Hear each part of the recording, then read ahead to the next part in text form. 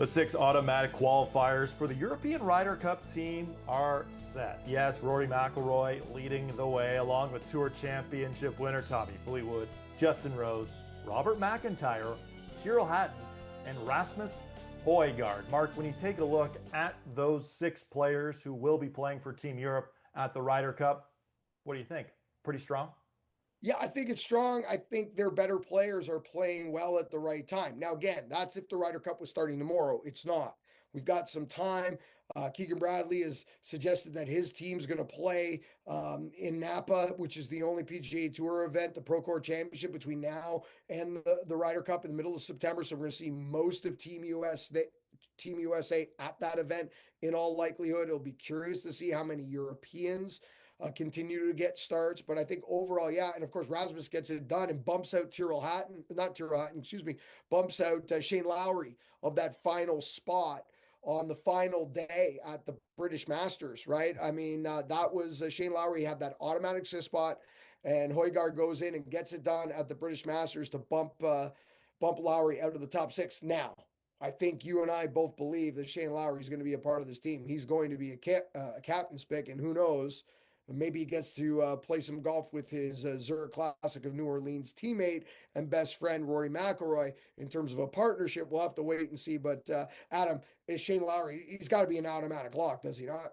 Shane Lowry is definitely going to be on that team. Had a really, really, really good start to the PGA Tour season. Was sort of quiet, I guess, in the summer months a little bit, but Shane Lowry will certainly be on that team. And I'm glad he mentioned Rory too, because yes, Rory and Lowry have partnered together in that Zurich Classic of New Orleans. Rory's partnered with a number of players in his career at the Ryder Cup, but maybe out of the top 6 automatic qualifiers, is there one name in particular for a player who you think would partner well with McIlroy?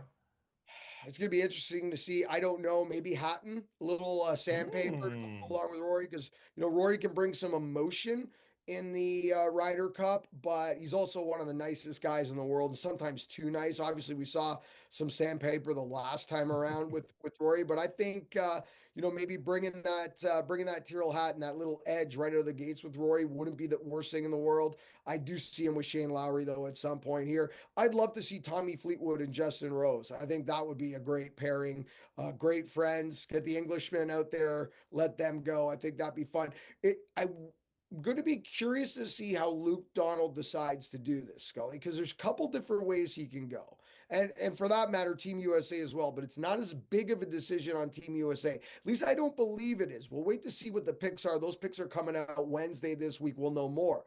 But if you add a Colin Morikawa to Team USA, a player like a Brian Harman, if those types of players find their way onto the team, then the Keegan Bradley will have to make the same decision that Luke Donald's going to make. And where I was going with that is Bethpage, a big ballpark.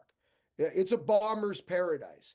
So if you're going to take on, a player that doesn't have that fire in the bat, so to speak, do you need to rework your pairings and say, okay, I need to put Brian Harman with a DeChambeau, fill in the blank, right? And on the European side, I'm wondering the same thing when you're looking at these pairings and we're talking about, well, this person kind of goes with this person. That if there's a couple players along that European side that maybe doesn't, dominate in strokes gained off the tee, for example, do you need to find them? Do you need to put them with a Rom? Do you need to put them with a Rory?